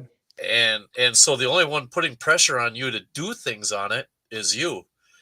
So, there should be, you're the only one that you need to satisfy. And if you're not satisfying, there's being satisfied by working on it right now, then don't. Yeah. Then just don't and go do something else for a little bit. Yeah. And then come back to it, Thomas Klomoski's got and there's been a handful of good comments in here prior to. So Randy Doman, get a dry erase board, make a list. Dave Nitch just basically said, hey, put some taco sauce on something. Oh yeah. Just do a real quick weathering or a real quick detailing of a vehicle or a freight car. I agree with that. And then Tom Klomoski saying here, finish one scene and it will inspire you to work on the next. And I think that's one of the things that I kind of lost was this scene behind me. It's basically, I really wanted it to be the backdrop for the podcast, this, that, and the other, but it's also just kind of a storage track. And it's not really, it's just to be a nice visual appealing scene. And, but little do you know though, if you go back and take a look at the very first show that we did, that's been taking shape as we go along. And it's so subtle. The next thing you know is I just noticed that you had that rock mold on there. Yeah. I was just like, hey, that wasn't there the other day. I was Yeah. sitting there going, well, that's kind of cool. So it's, you don't have to have it done in 5 minutes, right? It's, you want it to look as good as you want it to be. You're trying to portray an, an image of sorts. You're trying to Yeah. convey, you're also trying to showcase off your skills, right? Right. So sometimes that gets to be a roadblock where you're not sure how to do something. So you just put the brakes on, and then next thing you know is, man, I'm never going to get to this thing because I'm never going to get this done, Sure. because I just don't know how to do this. Well, then you find out that there's 10 people that have done it before that that you never bothered to ask because we all have our own internal ego that we don't need to ask questions. We'll Yeah. figure it all out, right? Well, sometimes we just kind of swallow our own pride and go and ask, and let other people help us, and that's kind of hard to do because I'm fairly certain we're pretty much a room full of guys. Not to get too psychoanalyzing here, but guys typically don't like to ask for help, you know. So Well, sometimes that can be a big part of it too, you know. sure. Um,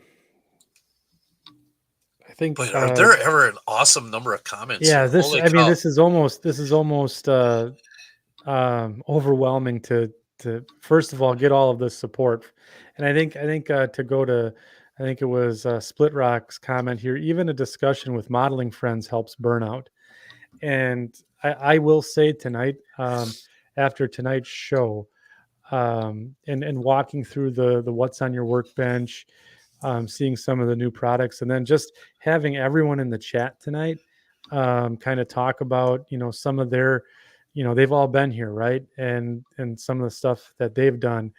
Just talking about that is really inspiring me to essentially, okay, let's put the pity party aside for a little bit here, and let's get back into having fun here with your model railroads. So this has truly been a outstanding series here. So let's see here. Justin comes in. Another thing that really got me motivated a couple years ago was rejoining a club to keep my mind flowing. So like Dan Dyer said, seeing others work in person and the camaraderie helps me a lot. And I love, so I love watching YouTube. That's been helping a little bit. I haven't had a lot of time to do that. I actually cracked open a book. If you can believe it, I do know how to read. Um, Oh, and wow. yeah, and just to get inspiration for the Mascoutin Valley here, I have a couple of books for the the Chicago Northwestern Peninsula Division. I believe it's a Four Ways West book. Um, that essentially documents the upper Michigan and northern Wisconsin, and just looking through there is giving me some inspiration to get some things going. And I think one of the things I do need to do is make a list, though. I think that would I'm going to do probably, that too, I think. yeah, I think it's I know, and the list can get astronomically long, right? So I got my pen and my pencil and my paper here. I think the list is definitely gonna help me out.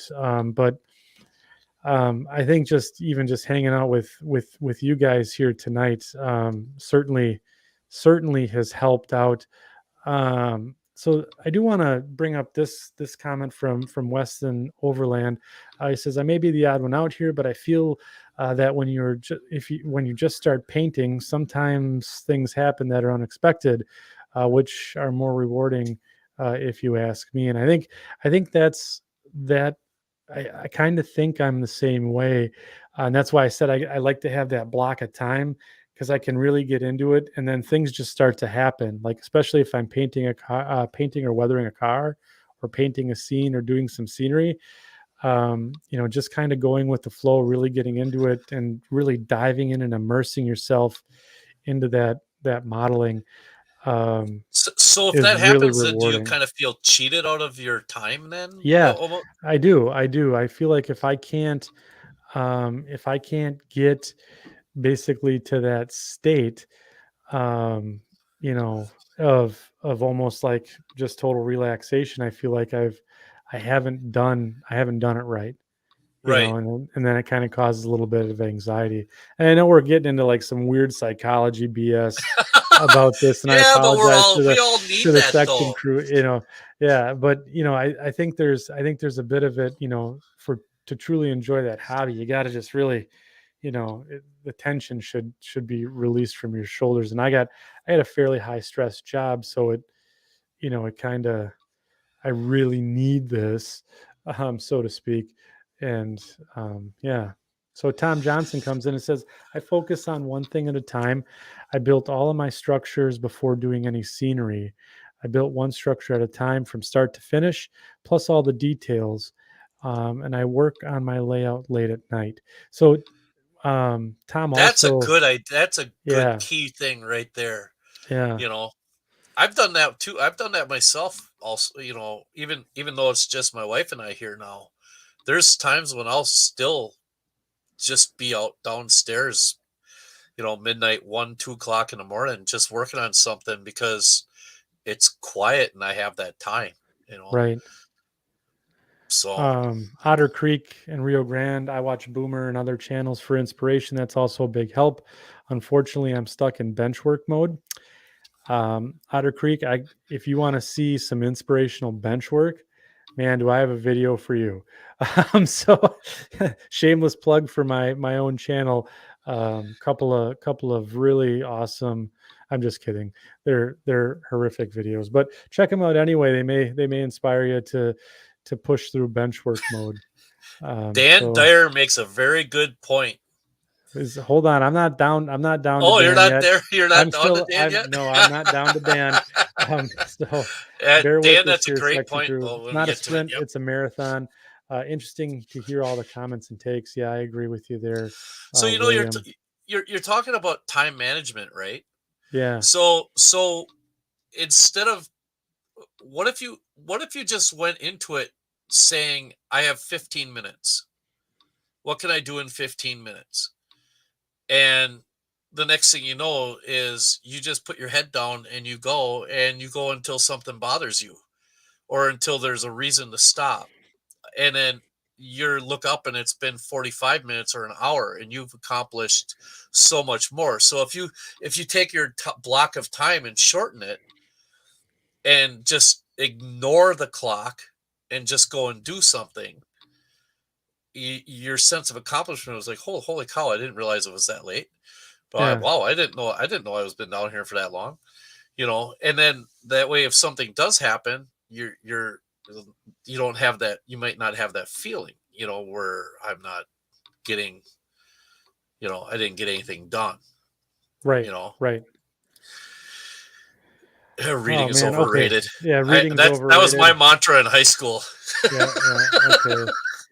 And then the old Cliff notes were even too long for me. yeah. Okay. Here's Dan. It says, don't make a list that's not achievable. Make a list that is achievable. And when done, make another list. Remember, you can only eat a whale one bite at a time. That is very true. That is very true. So, yeah, because otherwise, if you get too big of a list, then that list can be kind of intimidating, right? So Dan makes a very good point there. It's the thing is like, I guess, like with my layout, I'm going to start breaking down things since I have all this extra spiking of, since, with the hand lane track and everything. That's just Yes. awesome. By the way, that's just an awesome comment. That's Well, it takes some seriously. dedication from Sue the Milwaukee Road there. So Yeah. he was, Yeah. That's just but I'm going to actually break my things now down that's into even my spiking projects. I'm going to break it down into small increments, like maybe like make the layout into small zones, so that way, or in the trackage into small zones, so that way I can say, well, I'm working on this zone right now and I finished that little spot. It might only be 1 foot long, but once I get done with it, then I can move on to the next one and I'm accomplished, so that's kind of a good point. Like what Dan said, make the list, finish spiking track. Okay, well, that's a pretty daunting task, but finish spiking co-op track. There you go. And, and the conversation. Okay, I got that done, stuff like that. Yeah, for sure. And here we go. Fox River Rail fan says operating sessions and interacting with other modelers helps greatly when burnout happens. There's nothing better than being able to bounce ideas off of other modelers. And I got to say that is the truest, one of the truer statements that's been spoken tonight, because I can tell you, just having this community around me tonight has made me feel, inspired, and the burnout is certainly starting to lift. And, I think for me, coupling up a couple other different topics that we covered with the, let's just finish one scene, like Tom Klimovsky said, and let's get a small, manageable checklist together. And then we also have to do some cleaning. I do like what William Sampson brought up earlier about cleaning as well. So, yeah, I think there's a lot of good remedies to burnout that have been posted on here tonight. So, let's see here. A couple other comments. Joe DeLuso. To add to my burnout, I'll surf hobby retail websites for more projects, add those to the ones that I already don't have time for. I think we all do that, Joe. Yeah, right. Yeah. So like on that same topic like that, you could also go and turn around and say, well, okay, I'm going to go to the hobby shop and take a look at, oh, look at this shiny thing here. Look at this shiny thing. Oh, this is kind of nice. I need 5 of these. No, you don't. You're nowhere near the, you need them. You don't need them. You want them.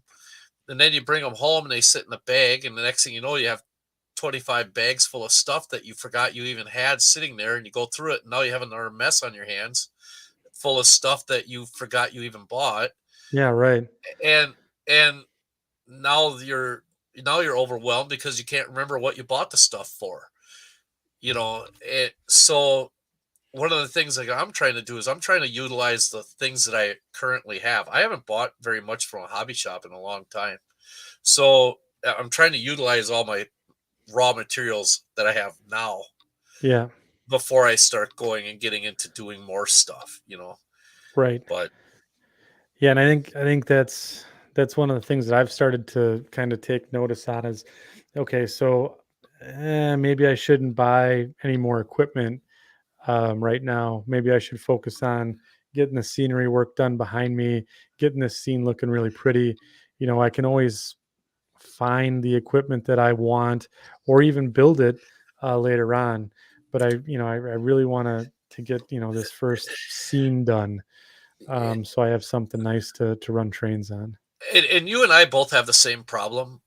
We we kind of jackrabbit between a prototype and freelance, and we both kind of bounce back and forth. Well, oh man, I don't want to do this freelance thing. I'm going to go back to the prototype. Right. Oh no, because I already got this started. I might as well do that. Well, now, yeah, but look at now they're coming out with this in the prototype model, and oh man, I want one of those. So I. Yeah, you know what? I need a beer. I'm going Yeah. upstairs. I just got to And get that's away that. from this thing. You know what? Yep. You know what? And then tomorrow I'm gonna come down here. You know what? The hell, the heck with it. I'm tearing the whole thing out. No, don't do that. You already got this started. You did the, you know. So we bounce. You and I have that same problem. Where we bounce back and forth, which it can be an issue, but it can also kind of help you break out of a funk a little bit. I think it's okay to like something else in the hobby, a different railroad. It's just that where's your focus going to be, and like for me, I always end up going back to the Milwaukee Road. Right. You always go back to the Northwestern. Right. And Exactly. it's kind of like, okay, well, if I do that, now I've got this whole thing that I started with this other stuff, and I've got all this money put into this. And Yeah. Right. Yep. And I just I just bought a an embarrassing amount of ore cars, for the Mascoutin Valley That's ore not jennies, embarrassing amount. an embarrassing amount of ore jennies. And I got an SDL 39, that, you never run on the Chicago Northwestern, but that sucker is going to be out front and center on the Mascoutin Valley. So eBay is evil. eBay is the cocaine of model railroad. It can be. Yeah. My Yeah. problem with eBay is I look at the railroadiana stuff more than modeling stuff. That's my issue. Yeah. Right. That's where I Yeah. find my shiny objects. Oh man. So let's see here. So we got the Great Divide Railway and Mining Company. Burnout to me sometimes seems like it comes back to is this the right path you want to be on? Things we stay passionate about usually don't lead to burnout, but it's not always the answer. So I think that's a good statement in terms of passion. And for me, like, I'll just, I, that guy in the bar that, said I could really only have two passions, one being my wife and one being model railroads, or one hobby, obviously wasn't a model railroader, because now my hobby passion has two different passions, right? So I got the passion project of the Mascoutin Valley, but then I Yep. also really love the marsh line too. So I'm caught in this, like, I don't know, love triangle between these two projects, and I don't know which one I want to spend time with more. And I think that's another reason why burnout or wanting to switch back and forth is a thing. So Okay, so like you do a lot of musky fishing. You're like you love I musky fishing. do a lot You of musky fishing. love musky fishing. Okay, so so do you ever get burned out fishing?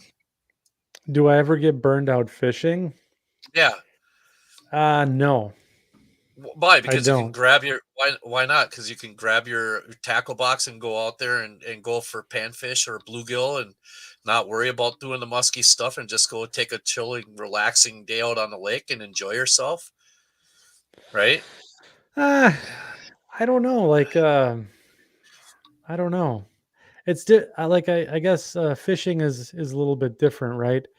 Right. For me, I only have access to muskies from May until basically November, right? So Right. it's not there all the time. Right. And once the season's gone, it's gone. And so, yeah, I guess, and I don't get like, I only get like maybe 10 to 12 outings on the water a year, right? So Yep. it's not as, I guess, familiar, or as I guess consistent as like my model railroad. But your focus is always on the one task, right? Yeah. So going in, this is what I need to do here, this is what I need to do here, this is how, you know, this is here's my checklist of how I'm going to go out on the lake and do all my stuff and yada yada yada on and on and on. Everything is pretty much the same. In model railroading, there is nothing that's the same ever. Yeah. Right. Everything is constantly changing. You have yes, you need to know how to operate your boat and get it on and off the water and all this other kind of stuff and do those things. You need to know those things. Yeah, see, exactly. So so so if you don't get burned out from fishing, you know, the stuff you're doing fishing is very, you're on a singular path, right? With model railroading, you're never on a singular path. You're always going in 50 different directions, and you have 1,000 different things that you need to accomplish in order to get the thing just to function the way you need it to. Sure. So, it because you can't just pick up your layout and take it someplace else and put it back in someplace else and make it do what you want it to do, like you can a boat. You know, you can't just take your boat out of one lake, go to a different lake, and start catching fish. Right. You know, so I guess because of the hobby because model railroading has so many different facets to it, it makes it very difficult to keep focus on the ultimate task, you know. Sure. Whereas like when you're fishing, you're gonna put the boat in the water, you're gonna go over there, and you're gonna throw your line in, and pray like hell that you catch a musky fish. You Yeah. know, Catch a that's fish, right? Or and see something. if you don't, you're not disappointed because you weren't doing anything else. You're out on the lake fishing, Right. Right. right? Yep. So why do we get disappointed when we get burned out and looking at our layout? I guess that's kind of the ultimate question, right? I mean, where does the disappointment come in? Yeah, Graham Stockfield, model railroading, he's echoing pretty much what you're saying, right? If you're burned out on weathering, change to something else, electrical work or track work. I think that's another thing too is um there's so much going on, especially if you're building a layout that you can always kind of cycle to. If especially if you're just not feeling like, weathering cars or something like that. So I feel like guys that own and restore cars kind of have a similar situation that we do in model railroading. I really honestly do because, say you buy like a 69 Nova or something like that, and you're going to restore it and you're going to rebuild it. It's a monumental task to restore a car, and make it look, amazing. And there's like a lot to do. And those guys learn how to micromanage themselves, yeah, a lot of discipline there. very much a lot. Maybe we need to be more disciplined, Man, now we're starting. Look at see there. We're starting to talk about Sigmund Freud, afraid to take risks. Arduino. Arduinos. Yeah, no, we're not going to start talking about Arduinos. We're not from the talking Crossing about Gate Arduinos. podcast. But and then here's another interesting topic here, almost like a bit of a tangent, right? So when you're burnt out on modeling the prototype, you can always have a freelance on a simulator. So you said, it's kind of having that tangent model. You still kind of can scratch that model railroading itch. There's so many avenues in the hobby to detract burnout. So Fox River Rail fan, I think that's interesting point to talk about the simulator world too, and like have your cake and eat it too almost.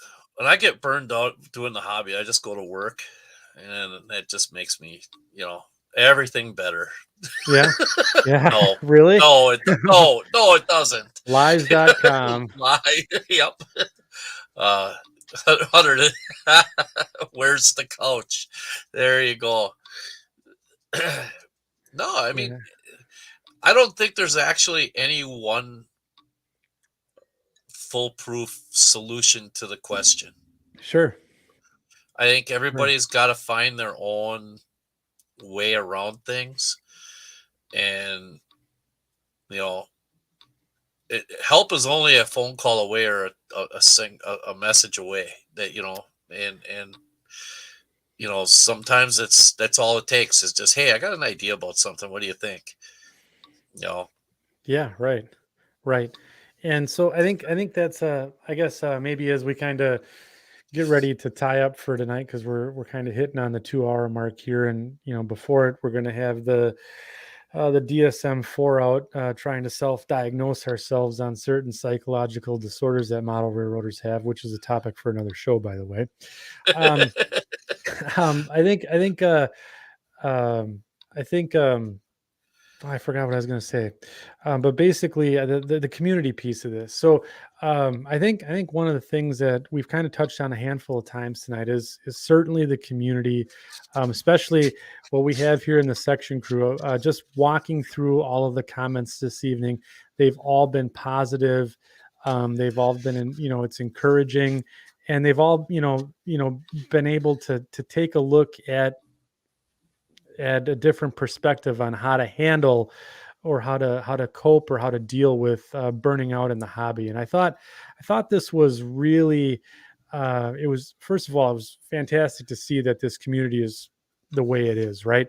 And that we all love model railroading, and we're all willing to jump in and help one of our brethren out. And We still have 60 people watching this right now. yeah, I know this has been an amazing show, and it's been fairly real. I mean, it's a little bit different of a of a show for us tonight, but and I think from my standpoint, having that community is a huge benefit, and being able to reach out, get advice, get encouragement, and essentially keep sharing the hobby, and keep inspiring each other. And we're doing it in all different forms, right? So we're out here on Facebook. We got our Facebook group. We got the podcast here, or the on the YouTube channel, and then we got the audio replay. We're also active out on different Facebook groups. There's other YouTube channels out there. There's books and all sorts of other media, conventional media out there that is available for model railroaders too. And then, of course, just the various vendors and some of the stuff that that we frequent and dream about buying some of their stuff. So I think there's ways to certainly pull yourself out of a funk, but I think the number one way for me is the community. So I think for me that's been, and like, and I told you about this before I broached the topic with the Facebook group.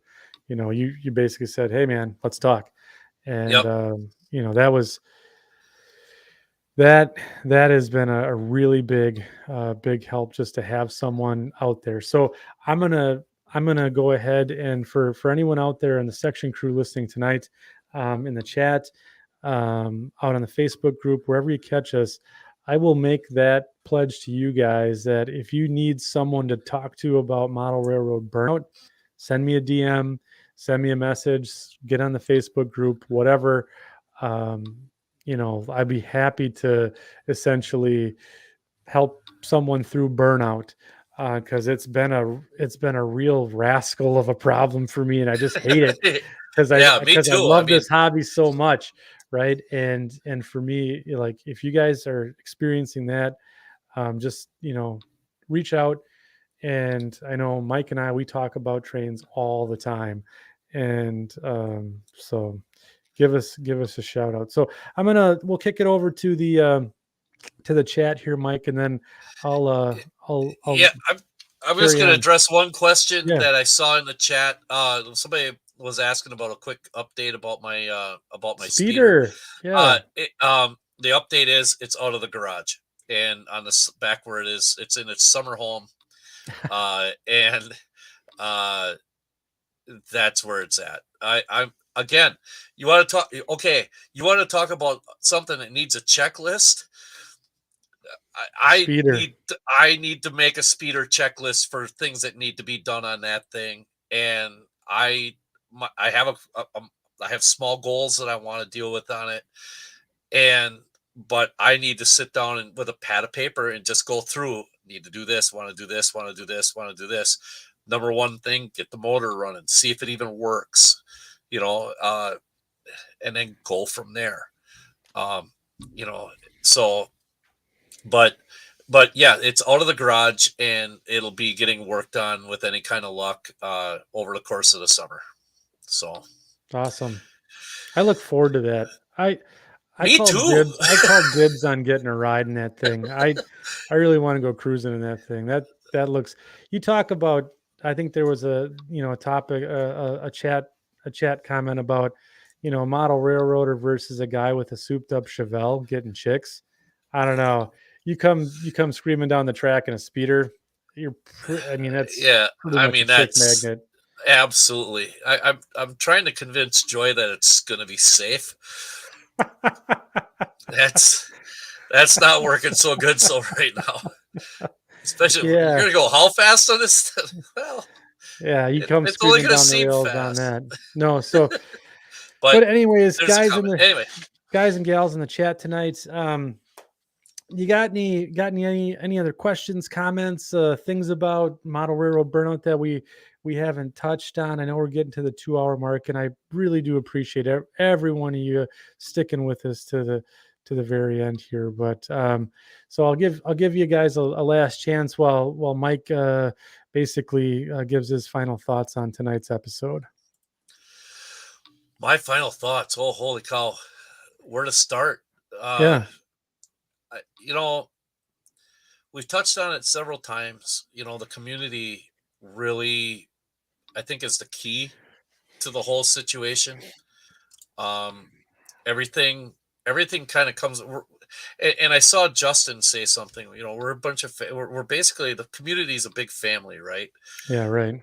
And so, you know, when family needs help, you know, I watch a show called Letterkenny, and one of the things that they always say on there, Yeah. but one of the things that they always say is, when a guy asks for help, you help him.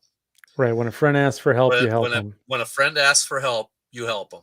Right. And that's, I guess that's kind of where we're at in today's day and age, is the fact that we've gotten so engrossed with our own personal things that we kind of tend to forget that we should have that feeling of obligation to help our friends.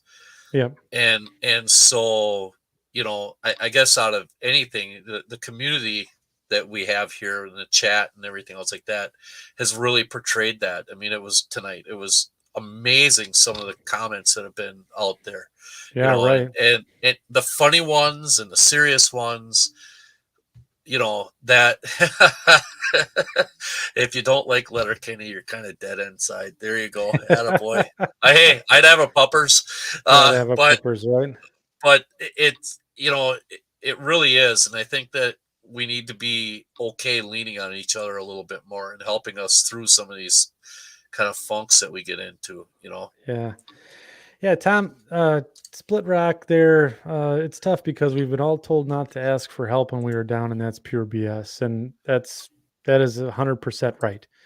It is absolutely BS. So, yeah, let's help each other out here, at least in the section crew. And yes, Eric, we all know that your comments were serious. You've never sent anything sarcastic or funny. We've been very serious here with IMRRO.com. So yes, thank you again for joining us tonight. And just a couple of notes here. Just let us know how we're doing. If you guys like the show, go ahead and jump over to our Facebook group. You can tell us, give us some feedback on it. Give us a comment here after we post a show. And I mean, if you think you know some people that would really like to listen to this, share it. Share this show, share the hobby. So if you guys want to see something, we're always taking ideas. We get a handful of different ideas from a bunch of people every month for show topics, and we're never going to shy away from that. So again, if anything, any comments, we'll be happy to hear it. And again, please share this wherever you can. So again, section crew, thank you for showing up tonight. All the great comments. Thank you very, very much, guys. It was really great show tonight. And so I'll be off. We'll be off next week.